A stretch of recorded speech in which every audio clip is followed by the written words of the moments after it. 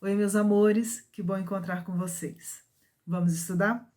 Estamos em O Livro dos Espíritos, segunda parte do Mundo Espírita ou Mundo dos Espíritos. Estamos no primeiro capítulo da segunda parte, dos Espíritos, e hoje nós vamos começar a sessão do primeiro capítulo, desse capítulo dos Espíritos, que trata da progressão dos Espíritos. Allan Kardec, nas sessões anteriores, ele apresentou uma ordem classificatória dos espíritos a partir das observações que ele foi fazendo nas reuniões mediúnicas, durante as sessões espíritas que ele acompanhava, e com auxílio dos espíritos responsáveis pela codificação, pela organização, pela apresentação e organização para nós aqui dos conhecimentos trazidos por eles do mundo espiritual, Allan Kardec organizou uma ordem, uma classificação, onde ele colocou os espíritos, classificou-os como espíritos imperfeitos, espíritos bons ou espíritos puros. Pois bem, ele apresentou as características gerais de cada uma dessas ordens, colocou as classes em que ele subdividiu as duas primeiras ordens, né? Porque a ordem dos espíritos puros tem uma classe única. E agora a gente vai começar a entender um pouco como é que se dá essa progressão. E para a gente começar assim, e lembrando, né, que Allan Kardec sempre coloca as coisas todas de forma muito didática, nós vamos começar recordando que ele apresentou uma classificação dentro daquilo que foi sendo apresentado para ele, dentro daquilo que lhe foi permitido observar. Só que não necessariamente até esse momento ele falou de uma migração, de uma progressão, né, dos espíritos entre essas ordens. Isso ele vai começar a abordar nessa sessão que nós vamos começar hoje. É uma sessão um pouco longa, não vamos esgotá-la toda de uma vez, mas vamos aproveitar a oportunidade. Allan Kardec, na pergunta 114, ele se dirige aos espíritos perguntando assim: os espíritos são bons ou maus por natureza, ou são eles mesmos que se melhoram? Vamos entender. Ele colocou, por exemplo, que existiam os espíritos levianos, mas existiam também os espíritos benévolos, existiam os espíritos pseudo-sábios, mas também tem os espíritos sábios. E aí o que ele está querendo entender, porque até aquela época a ideia comum das religiões é que nós, seres humanos, éramos criados no momento em que esta feição da vida, né, essa experiência começava. Não existia nada anterior, pelo menos nas religiões ocidentais, o que se entendia era isso. O que Kardec está querendo dizer é o seguinte: ele acompanhou vários tipos de espíritos se comunicando nas reuniões. Esses espíritos, eles eram bons ou maus por natureza?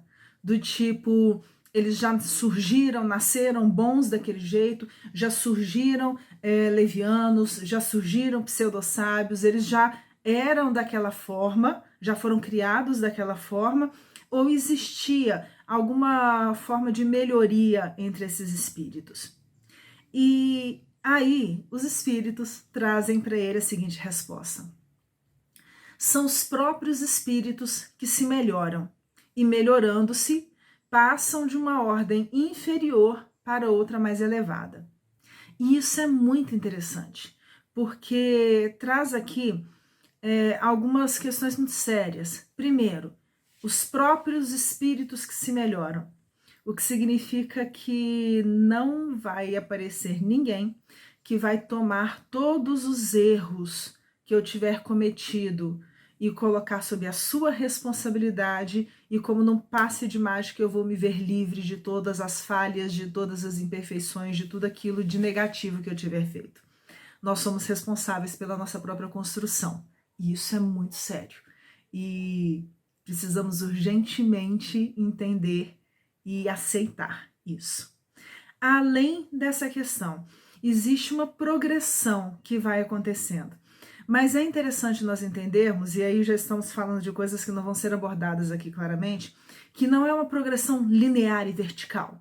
Uma imagem que muitas vezes é utilizada, e nós gostamos muito dessa imagem, é a ideia de uma espiral ascendente, porque é como se eu saísse daqui, eu cresci um pouquinho, mas desenvolvi um certo conhecimento, e aí eu vou abrindo e aumentando o meu círculo de conhecimento, meu campo de conhecimento, ao mesmo tempo em que eu vou experimentando situações diversas. Por isso que a gente vai entender o que foi mencionado lá atrás, né? De que, por exemplo, naquela ordem dos espíritos imperfeitos, eu posso, eu, Rogéria, apresentar características de mais de uma daquelas classificações que são apresentadas. E isso não significa que eu sou péssima, que eu vou ficar eternamente naquela condição e nem mesmo que eu não tenha solução. É importante a gente entender isso. Significa simplesmente que eu estou num processo. Na questão 115, Allan Kardec fala assim: dos espíritos, já que nós estamos entendendo que a forma primeira, primitiva, é a forma espírita, no sentido de espiritual, e não essa forma material, né? Dos espíritos, uns terão sido criados bons e outros maus? Ele está insistindo ainda. E vamos lembrar que Allan Kardec, como bom pesquisador, ele tem essa característica. Ele faz, às vezes, perguntas muito semelhantes, mas que podem dar margem a respostas e interpretações diferentes, porque a identidade, né, a unidade encontrada nas respostas trazidas pelos espíritos ajudam a corroborar, a confirmar, a dar, né, os recursos que são necessários para o entendimento daquela questão. Já foi dito ali que os espíritos se melhoram, que eles partem de uma ordem inferior e vão para uma ordem superior. Mas mesmo assim, os espíritos podem, né, dos espíritos, uns terão sido criados bons e outros maus.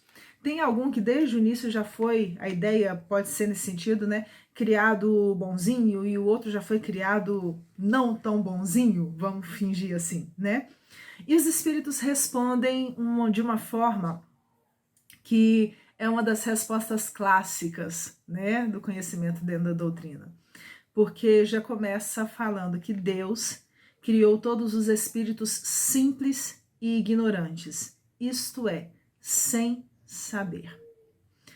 Por isso que nós falamos que estamos todos em processo. Fomos todos criados exatamente da mesma forma, sem conhecimentos. O processo da evolução, né, esse esforço onde eu vou colocar em movimento as minhas potências, aquilo que eu sou, é esse esforço que vai, na verdade, fazer com que o progresso do espírito, o meu progresso, né, eu, Rogério, espírito, é esse esforço, é essa vontade que vai fazer com que isso aconteça. Mas os espíritos completam, porque a gente pode virar assim, mas criou todo mundo simples e ignorante, mas tem uns que parece que não foram tão assim, né? Porque tem uns que parece que já tem uma facilidade tão grande para um monte de coisa, enquanto outros parecem que estão agarrados há muito tempo. E exatamente por isso os espíritos completam. A cada um dos espíritos deu determinada missão. Deus deu para cada um de nós uma determinada missão. Rogério, nós somos todos missionários? Vamos entender aqui missão como tarefa, como um exercício a ser cumprido.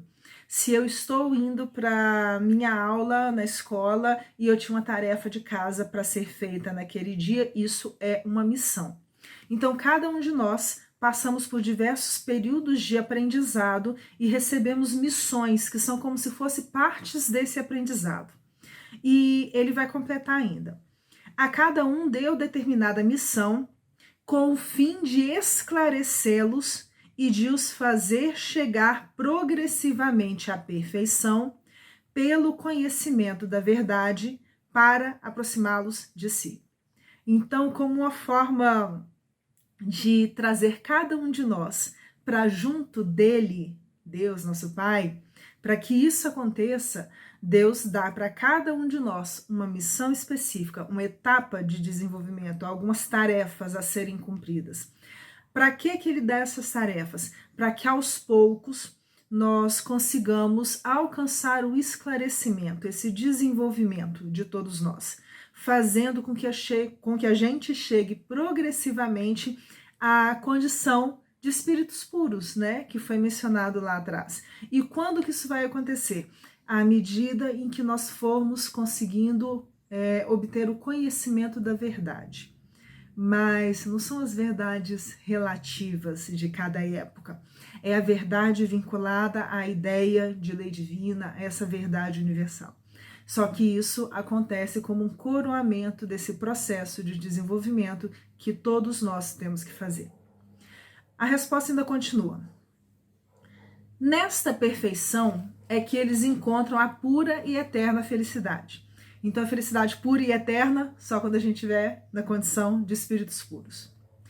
Passando pelas provas que Deus lhes impõe, porque Ele coloca como um recurso de aprendizado a imposição nesse sentido, porque é necessário para que a gente cresça, é que os espíritos adquirem aquele conhecimento da verdade. Uns aceitam submissos essas provas. É aquele aluno que foi para a aula, o professor mandou fazer aquele dever e ele está lá sabendo, entende e faz. Outros, aliás, vou voltar. Uns aceitam submissos essas provas e chegam mais depressa à meta que lhes foi assinada.